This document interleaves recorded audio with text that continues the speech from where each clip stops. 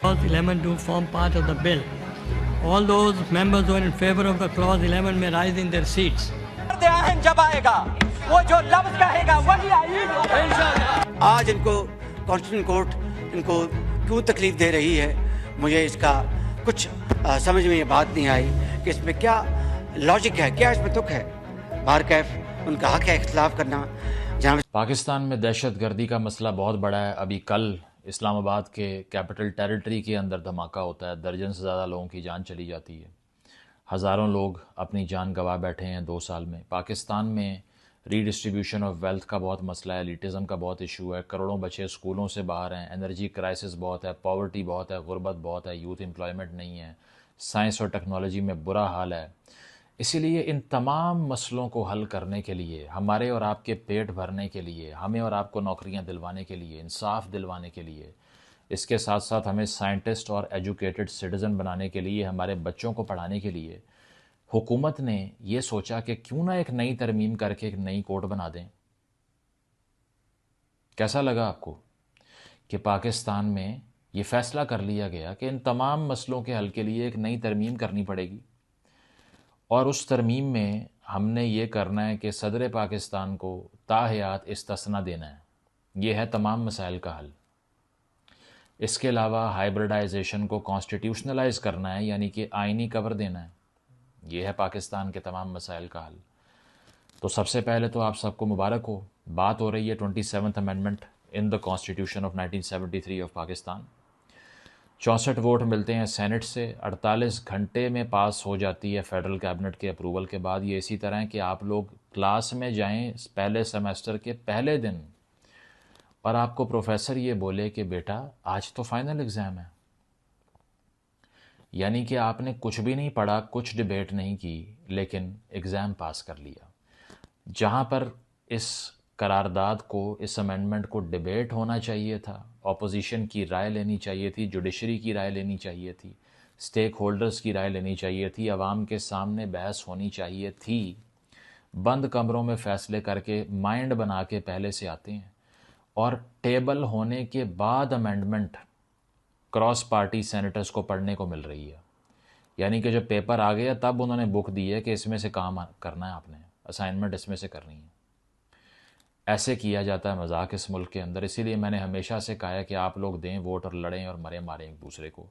دیکھیے گا یہ پارلیمنٹ کیسے تمسخر اڑاتی ہے آپ کے تمام تر جو حقوق ہیں، جو آپ کا حق رائے دہی جس پہ آپ بڑا اکڑتے ہیں کہ ہم نے تو ووٹ دیا، اپنے جیل میں ڈال دیا، تو یہ آپ کو ملے گا جناب۔ تو 64 ووٹ ملتے ہیں، 2/3 اکثریت سے سینٹ سے پاس ہوتی ہے۔ سیف اللہ بڑو آف پی ٹی آئی ڈیفیکٹ کرتے ہیں اور کوٹ ان کوٹ کہتے ہیں کہ میں نے جنرل عاصم منیر کے لیے ووٹ کیا، اس کے بعد میں ریزائن کر دیتے ہیں۔ اس کے علاوہ جے یو آئی فے کے احمد خان بھی پارٹی لائنس کے اگینسٹ جا کے ووٹ دیتے ہیں، کیونکہ جے یو آئی نے بوائے کاٹ کیا تھا، اس کا پی ٹی آئی نے بھی بوائے کاٹ کیا تھا، احتجاج کیا ایوان کے اندر۔ وہ ووٹ دیتے ہیں، پارٹی سے نکال دیے جاتے ہیں۔ اب قومی اسمبلی میں یہ پیش کر دی جاتی ہے، اور قومی اسمبلی میں پیش ہونے کے بعد اگر اب تک یہ اپروو نہیں ہوئی، جب آپ یہ ویڈیو دیکھ رہے ہیں تو ہو جائے گی۔ خاطر جمع رکھیے، 233 ووٹ حکومت کے پاس ہیں، چاہیے 224 ہیں، 9 ووٹ زیادہ ہیں، اسی لیے یہاں سے بھی یہ کام 2/3 میجورٹی کے ساتھ ہو جائے گا۔ تو جناب بات یہ ہے کہ ہمیں دی گئیں گالیاں، ان باکس میں میسج آئے کہ 27th امینڈمنٹ پاس ہو گئی ہے، اب سو کے اٹھو، اب بولو، پیسے لے لیے ہیں، لفافہ کھا لیا ہے۔ کیونکہ یہ وہ لوگ ہیں جنہوں نے 1 منٹ کی ریل مہاتما کے خلاف دیکھی ہوتی ہے، اور ان کو لگتا ہے کہ ہم نے زندگی میں کچھ کیا ہی نہیں ہے۔ 6-7 سال کا جرنی انہوں نے تو فالو نہیں کیا۔ یہ ہوئے ہیں نئے جوان، نیا شعور آیا ان کے اندر، سب سے اینڈ پہ شعور آنے والی قوم ہے یہ۔ تو اسی لیے پھر یہ آ کے اس طرح کے چیلنج کریں گے، گالیاں دیں گے، بدتمیزیاں کریں گے۔ تو اگر آپ کی آنکھوں کی جگہ بٹن نہیں لگے ہوئے تو آپ دیکھ سکتے ہیں کہ میں اپنے اسٹوڈیو میں نہیں ہوں، میں ٹریول کر رہا ہوں۔ 2 وجوہات کی بنا پہ اس سے پہلے ویڈیو نہیں بنی۔ نمبر 1، ڈیولپنگ سچویشن تھی، مسودہ سامنے نہیں آیا تھا، ٹوٹل کلاز تک ڈیسائیڈ نہیں تھے۔ کچھ جگہوں پر لکھا ہے 59 کلازز ہیں اس کے امینڈمنٹ کے، کچھ کہتے ہیں 47 ہے، آفیشیل سورس کہتا ہے 49 ہے۔ دوسری ریزن یہ ہے کہ میں ایک دم سے ٹرینڈ میں کودنے سے بہتر یہ سمجھتا ہوں کہ پہلے وقت مل جائے، اس کے بعد میں کوئی ویلیو ایڈیشن ہے تو تب کریں۔ تو اگر ان میں سے کوئی اٹھ کر آ گیا جس نے ان باکس میں آ کے چیلنج کیے اور بدتمیزیاں اور گالیاں دی تو ویڈیو بند کر دیجئے۔ ہم آپ کو ایڈریس ہی نہیں کر رہے، جو امپیشنس کے مارے ہوئے ڈوپامین کریٹ کروانا چاہتے ہیں وہ کسی اور چینل پہ چلے جائیں، وہ ڈیلی ولاگرز کو دیکھیں. اگر میں بھی ویسا ہوتا تو موٹر وے پہ گاڑی چلاتے ہوئے ولاگ کر دیتا کہ مجھے سب پتہ ہے 27ویں ترمیم کیا ہے. او بھائی بیٹھ کے پڑھوں گا نہیں، ٹائم نہیں ملے گا تو آپ کو کیا بتاؤں گا. یہ تو ہو گیا ہمارا جواب. اب آتے ہیں مین ایشو کے اوپر. 3 کام کیے ہیں جناب انہوں نے جس پہ آپ کو بھی تعجب ہوگا، بہت سا ابہام ہے، فیک نیوز ہے، کلیئرٹی نہیں ہے. پہلا کام جوڈیشل ریسٹرکچرنگ کا کلیم ہے کہ ہم قانون و انصاف کے ڈھانچے کو بالکل تبدیل کر دیں گے. وہ ہوا ہے اس میں. پھر ملٹری کمانڈ کی ری آرگنائزیشن ہوئی ہے، یعنی کہ فوج کی جو کمانڈ، جو ہیرارکی ہے، جو لیڈرشپ ہے، اب اس کے کام کرنے کا طریقہ مختلف ہوگا. نئے عہدے بھی کریٹ ہو گئے ہیں، بتاؤں گا کیا کریٹ ہوئے ہیں. یہ بھی بتاؤں گا کہ کیا یہ جمہوریت کی فتح ہے یا ہار ہے، عدلیہ کی فتح ہے یا ہار ہے، کمزوری ہے یا خاتمہ ہے یا نیا دور ہے. تیسرا کام ہے کانسٹیٹیوشنل امیونٹی، یعنی کہ آئینی استثنا دیے گئے ہیں. تو اب لیئر بائی لیئر میں آپ کو بتاؤں گا کہ کیا کیا چیزیں 27ویں ترمیم میں اس حکومت نے کر دی ہیں، ٹھیک ہے، جس پہ آپ نے اور میں نے اگلے کئی سال تک ناچنا ہے. تو پہلی چیز یہ ہے جناب کہ 49 کلازز ہیں، 49 امینڈمنٹس ہیں، 1 2 3 4 سے لے کے 49 تک. ان 49 میں سے 40 جو ہیں وہ ڈائریکٹلی فیڈرل کانسٹیٹیوشنل کورٹ کی اسٹیبلشمنٹ سے ریلیٹڈ ہیں، یعنی کہ وفاقی آئینی عدالت قائم کر دی گئی ہے. چونکہ مسلم لیگ نواز نے، پیپلز پارٹی نے یہ فیل کیا کہ باب رحمتیں تو آتے ہی رہیں گے، تو ان کا کلیم یہ ہے کہ چونکہ ہمارے خلاف جوڈیشل ایکٹیوزم ہو رہا تھا، سو موٹو جسٹس ہو رہی تھی، وچ ہنٹنگ ہو رہی تھی، عدالتیں ہمارے کام میں مداخلت کر رہی تھیں، تو ہم نے کہا کہ ہم بازار سے نئی عدالت خرید لاتے ہیں. So they made their own court. It's simple as that. وہ میں آپ کو آگے جا کے سمجھاؤں گا کہ انہوں نے اپنی نئی عدالت کیسے قائم کر لی، جس کا نام ہے فیڈرل کانسٹیٹیوشنل کورٹ. تو 40 آرٹیکل اس کو ایڈریس کرتے ہیں، یعنی کہ اس امینڈمنٹ کا 90% ایجنڈا یہ ہے کہ عدلیہ کے پھندے سے جان چھڑاؤ. 26ویں ترمیم پہ میری ویڈیو موجود ہے. میں اگری کرتا ہوں اس عدالت نے زندگی میں ہمیں کچھ نہیں دیا. سپریم کورٹ کا ادارہ ایک وہ ادارہ ہے جس نے وزرائے اعظم کی پھانسیوں کو لیجٹمائز کیا، جس نے پاکستان کے اندر عدالت کی دہلیز پہ ملٹیپل پرائم منسٹرز کو ڈسکوالیفائی کیا جو عوام کا ووٹ لے کر آئے تھے، اور ساتھ ساتھ یہ کہ ہر ڈکٹیٹر کو لیجٹمیسی فراہم کی. No tears shed for Supreme Court of Pakistan, but حکومت نے ڈیموکریسی کی اسپرٹ کو ہی پلنڈر کر دیا ہے. وہ اسی لیے کہ یہ چیکس اینڈ بیلنسز کا سسٹم ہے. اور آپ کی اطلاع کے لیے عرض ہے کہ officially supreme Court of Pakistan آج سے ختم ہو چکی ہے. اب وہ کس طرح ختم ہو چکی ہے، اب میں ذرا اس طرف آتا ہوں. تو پہلی چیز یہ ہے جناب کہ 1 بائی 1 میں آپ کو ایکسپلین کرتا ہوں کیا کیا کلازز شامل ہیں، کیا کچھ بدلا ہے، کیا کچھ نیا آیا ہے.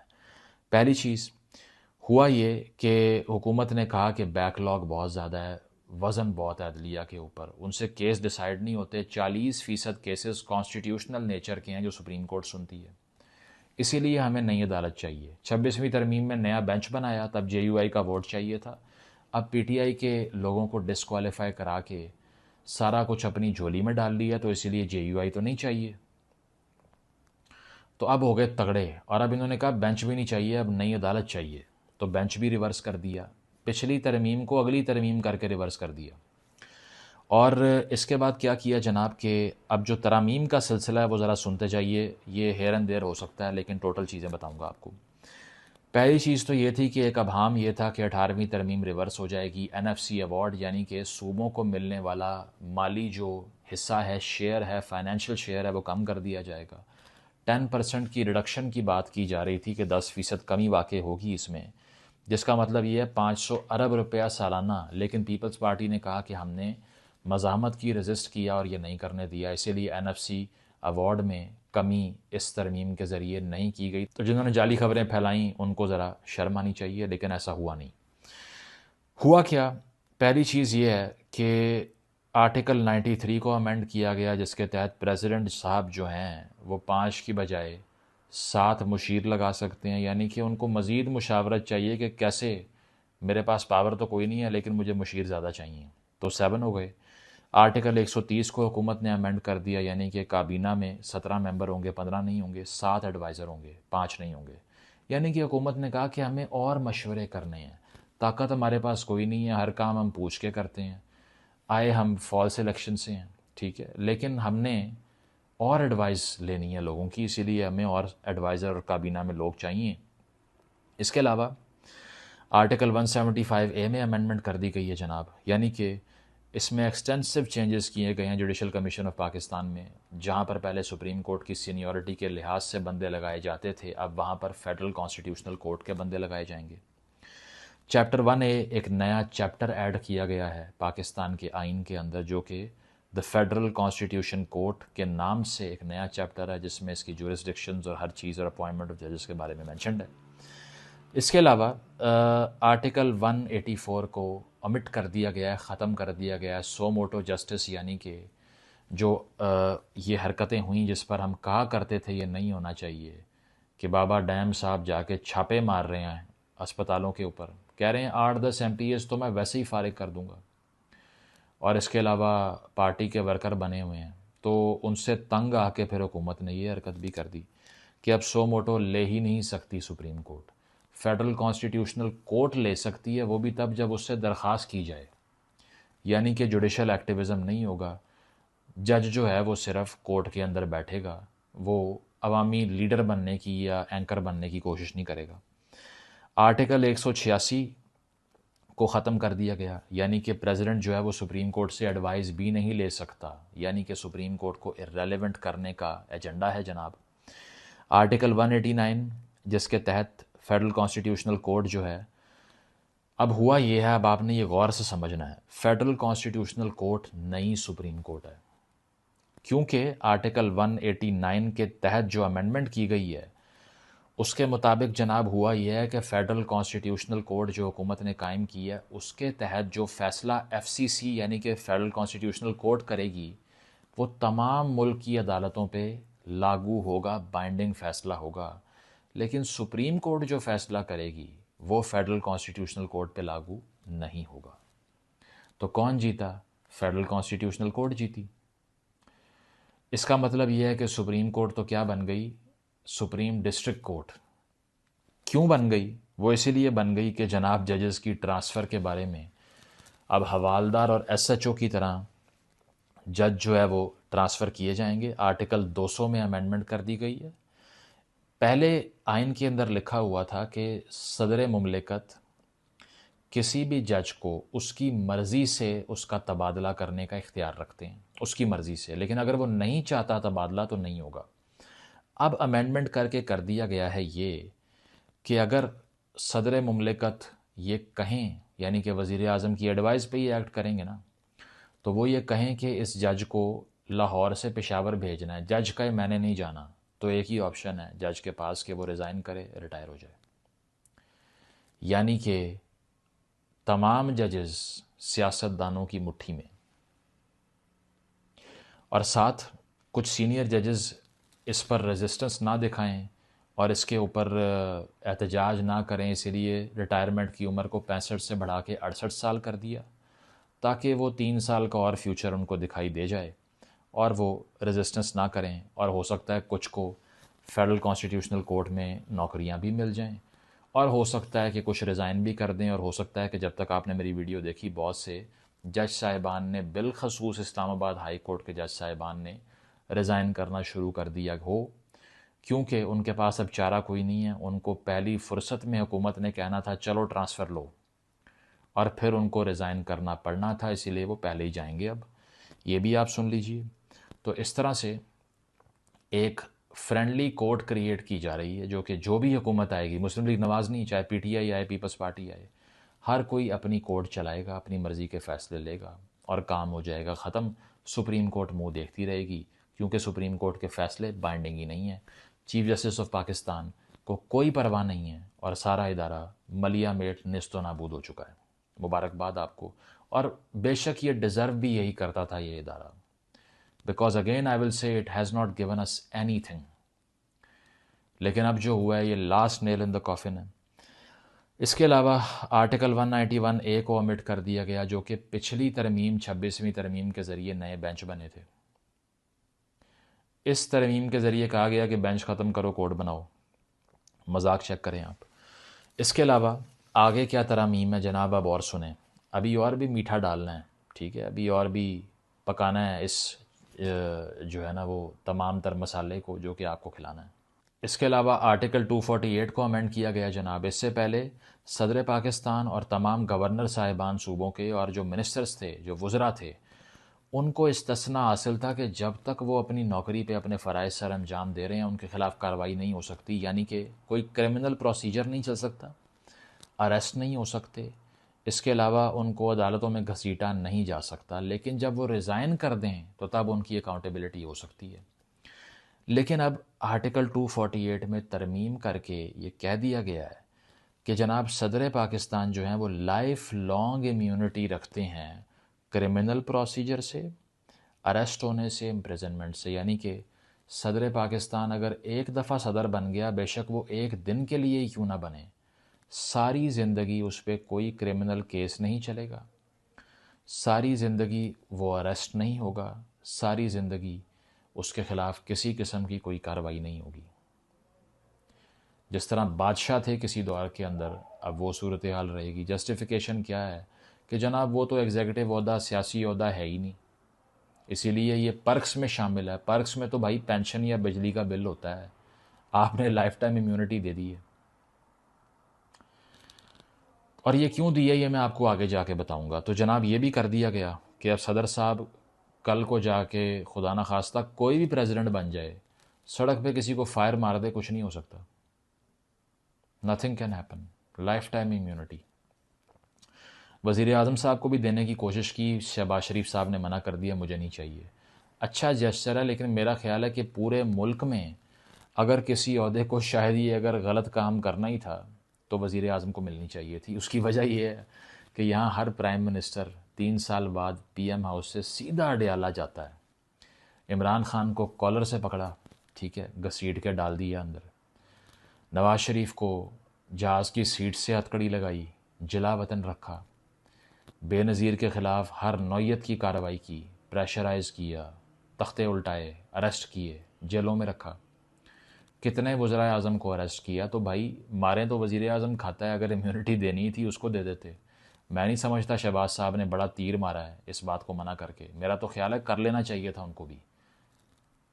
جب صدر نے کر لیا جو ٹوتھ لیس عہدہ ہے کانسٹیٹیوشنلی، تو آپ کر لیتے، تاکہ اس ملک کا پی ایم تو سیکیور ہونا، پہلے ہم اس کو تو ایک قید سے نکال سکیں۔ ابھی تو وہی انڈر ہاسٹیج ہے، وہی انمیٹ ہے اور وہی جیل میں بند ہے، ہمیں کیا چھڑوائے گا۔ تو جناب یہ امیونٹی مل گئی۔ اس کے علاوہ جو چینجز ہوئے ہیں ان میں آپ کو بتا دیتا ہوں اور کیا چیزیں ہیں۔ 243A میں امینڈمنٹ ہو گئی ہے، یہ ہے فوج سے متعلق۔ اب اس میں کیا ہوا ہے جناب کہ پریویسلی صدر پاکستان پرائم منسٹر کی ایڈوائز پہ chairman joint chief of staff committee لگایا کرتے تھے، جو کہ فوج کے جو تینوں لمبز ہیں، یعنی کہ ایئر فورس ہے، نیوی ہے اور پاکستان کی بری فوج ہے، ان تینوں کے درمیان میں کوارڈینیشن کرتے تھے۔ یہ عہدہ ختم کر دیا گیا ہے کیونکہ کہا جاتا تھا کہ یہ ویسے بھی آپریشنل عہدہ نہیں ہے۔ اس کے برعکس جو عہدہ کریٹ کیا گیا جناب وہ ہے اب chief of defence forces, CDF۔ اب CDF جو ہے اس کے پاس ہوگی کمان تینوں افواج کی، جو پہلے کوارڈینیشن کی ذمہ داری chairman joint chief of staff committee کے پاس تھی، وہ اب بری فوج کے سربراہ کے پاس ہوگی، کیونکہ چیف آف ڈیفنس فورسز جو ہے وہی اسی کا ڈیسیژن اپہولڈ ہوگا ان کیس آف وار۔ یعنی کہ اس کی جسٹیفیکیشن یہ دی گئی، ڈیفنس اینالسٹ بہت سے یہ کہتے ہیں کہ حالیہ جنگ کے بعد ضرورت محسوس ہوئی کہ یونٹری یونیفائڈ کمانڈ ہونی چاہیے فوج کی، تو اسی لیے یہ کرنا پڑا۔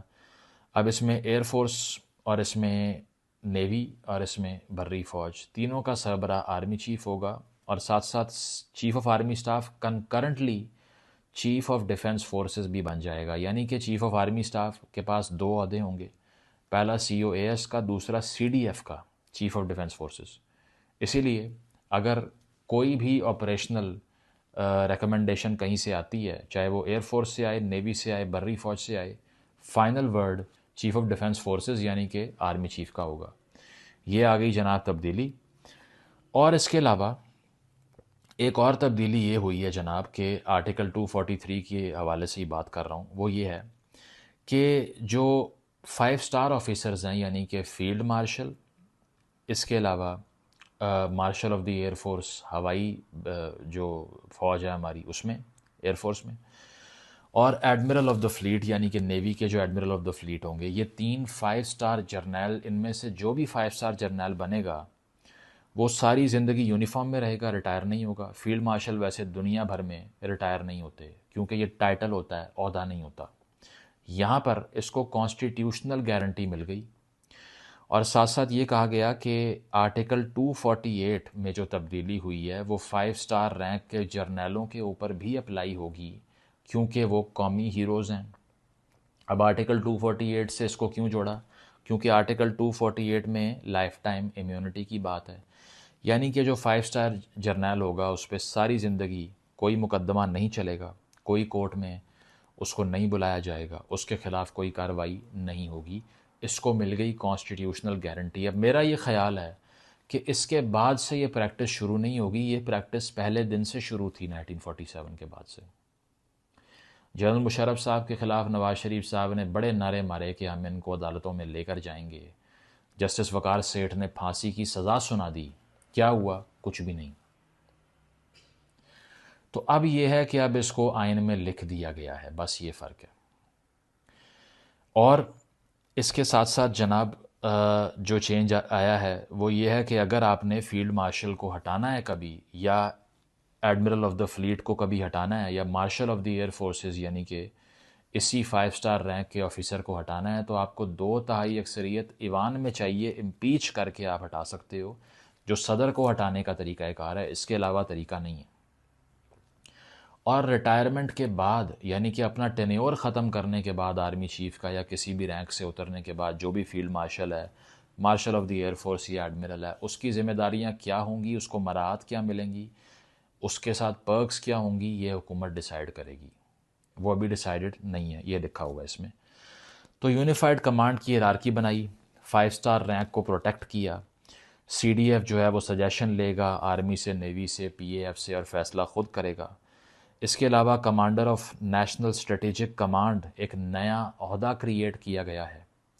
اس کے تحت پرائم منسٹر کی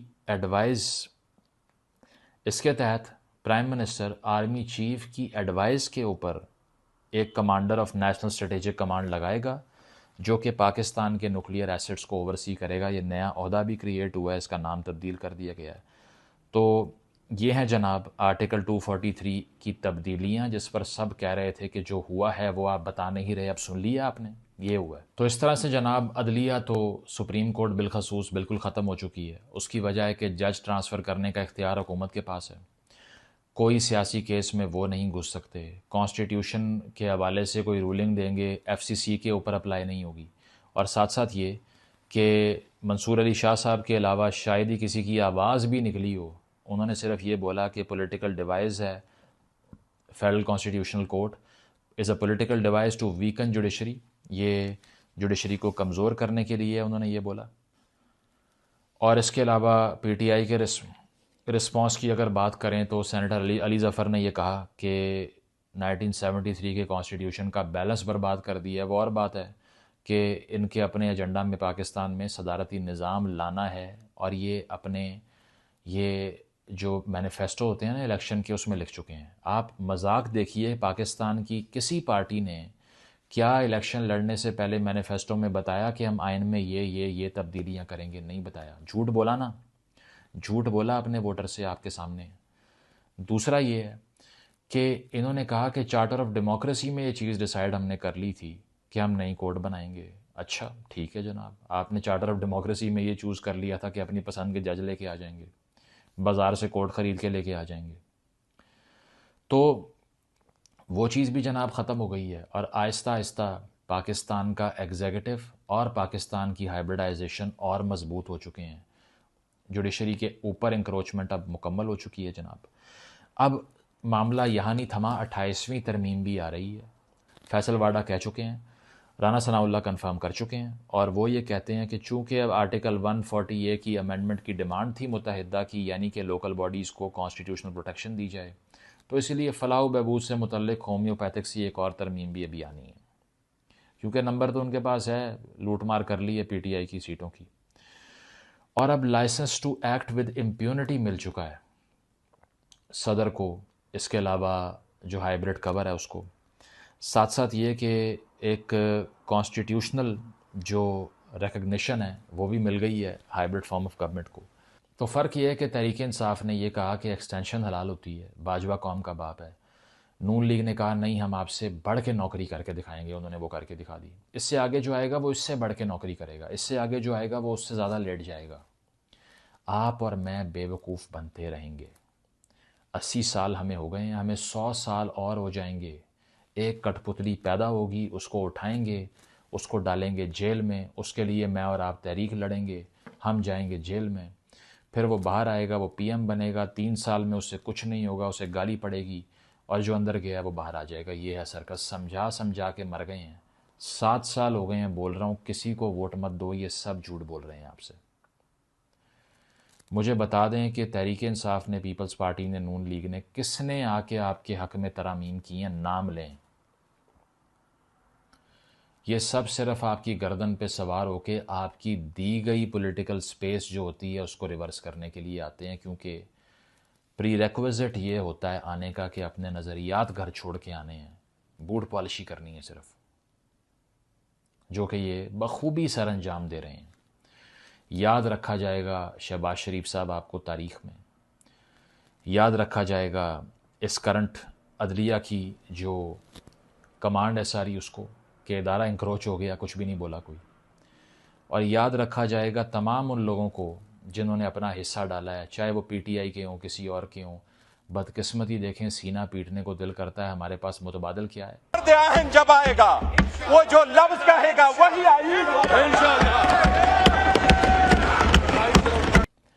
بیرسٹر گور چیئرمین تحریک انصاف پارلیمان کے فلور پہ کھڑے ہو کر کیا کہہ رہے ہیں؟ عمران خان جب باہر آئے گا، وہ مرد اہن جب باہر آئے گا، اس کے منہ سے جو نکلے گا وہ آئین ہوگا. اس ساری hybridisation, authoritarianism, centralisation of power, plundering of democracy, end of judiciary, اس سب کا ہمارے پاس متبادل کیا ہے؟ یہ متبادل ہے. میرا خیال ہے پاکستان کی تاریخ میں اتنا تاریخ دور نہیں آیا کہ متبادل کے طور پہ بھی فاشسٹ، حکومت میں بھی فاشسٹ، دونوں طرف ہی کچھ نہیں ہے. اسی لیے آپ کو کہتے ہیں یہ پارلیمانی نظام حکومت، اس کو اپنی گردن سے اتار کے پھینک دیں. یہ آپ کے گردن کا پھندا ہے، ہار نہیں ہے یہ. نہ اپنے بچوں کی زندگیاں اور سال برباد کریں اس کے اوپر. اور یہ میں کیوں کہہ رہا ہوں کہ اس سے بہت بڑا مسئلہ پیدا ہو گیا؟ اسی لیے کہ سول لبرٹیز ہو ہی نہیں سکتی اگر کاؤنٹر چیکس نہ ہوں.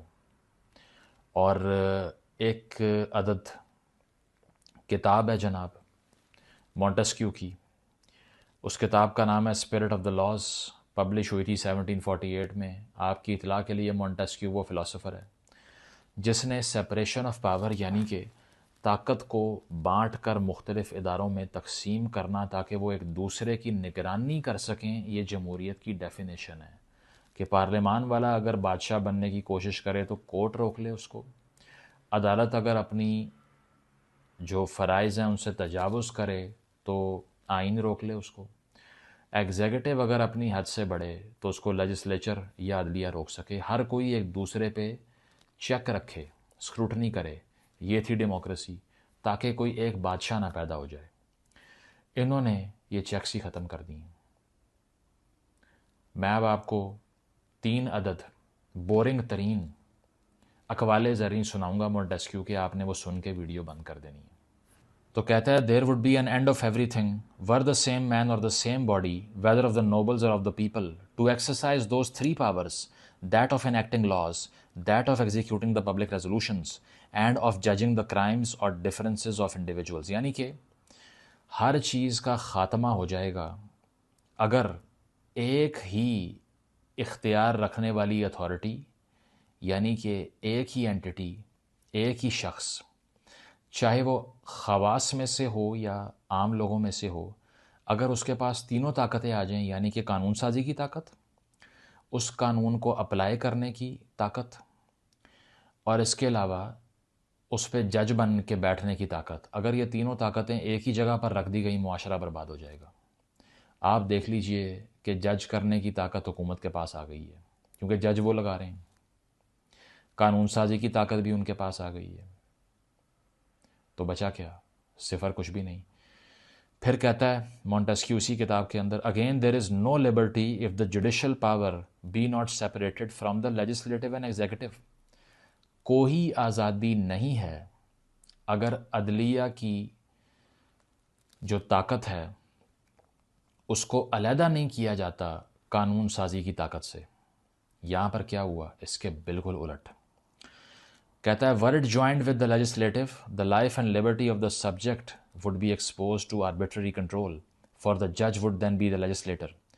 Were it joined to the executive power, the judge might behave with violence and oppression. کہتا ہے کہ اس کے بعد اگر ہم اکٹھا کر دیں ان دو طاقتوں کو تو زندگی اور آزادی بالکل ختم ہو جائے گی۔ اس کی وجہ ہے کہ قانون ساز ہی جج بن کے بیٹھ جائے گا۔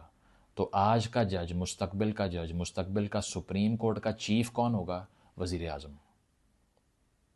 کیونکہ سپریم کورٹ کے تو چیف کو ہم چیف جسٹس آف پاکستان بھی نہیں اب کہہ سکتے آئینی ترمیم کے بعد، chief justice of supreme court کہتے ہیں۔ ڈسٹرکٹ کورٹ بنا کے رکھ دیا اس کو، اور جواز کیا دیا؟ پینڈنسی بہت ہے، زیر التوا کیسز ہیں۔ بھائی 90% زیر التوا کیسز لوور کورٹس میں ہیں، ان کا کیا کرنا ہے آپ نے؟ اپنی کورٹ سیدھی کر لی، ہماری کورٹ کا کیا کرنا ہے آپ نے؟ جہاں ہم جاتے ہیں سیشن کورٹ میں، ڈسٹرکٹ کورٹ میں، کیا کیا ہوگا وہاں پہ؟ کسی کو نہیں پتہ۔ اور بالآخر مونٹسکیو کہتا ہے the spirit of the laws میں، when the legislative and executive powers are united in the same person or in the same body of magistrates, there can be no liberty because apprehensions may arise lest the same monarch or senate should enact tyrannical laws to execute them in a tyrannical manner. تو وہی بات کہ اگر executive اور legislative کو، یعنی کہ bureaucrats کو اور اس کے علاوہ قانون سازوں کو یکجا کر دیا جائے تو اس کے بعد میں صرف آپریشن اور بربادی آ سکتی ہے۔ ایک بہت بڑی بات کرنے لگا ہوں، کلپ نکالنا ہے تو یہ سب کچھ ان میں سے اکثریتی چیزیں خوف عمران میں کی گئی ہیں۔ بھٹو صاحب کو جب ضیاء صاحب نے چھوڑا تھا تو وہ جیل سے تو باہر آ گئے تھے، مری میں جا کے اعلان کیا کہ آرٹیکل 6 میں نے آپ کے لیے رکھوایا ہے، پھانسی کے پھندے پہ لٹکا دیا۔ یہاں پر اس سسٹم سے جب کام لینا ہے تو شہباز شریف صاحب، باقی پارٹیاں گارنٹی مانگ رہی ہیں کہ کل کو یہ باہر آ کے ہمیں ٹانگ دے گا، پھر کیا ہوگا؟ تو یہ مل گیا جناب قبر کہ اب کم سے کم ہم ہو گئے محفوظ۔ اس کے علاوہ اس ساری امینڈمنٹ کا کوئی پوائنٹ نہیں ہے۔ بات چلی تھی NFC ایوارڈ سے کہ جی صوبہ کمزور نہیں ہے، وفاق کمزور ہو گیا ہے۔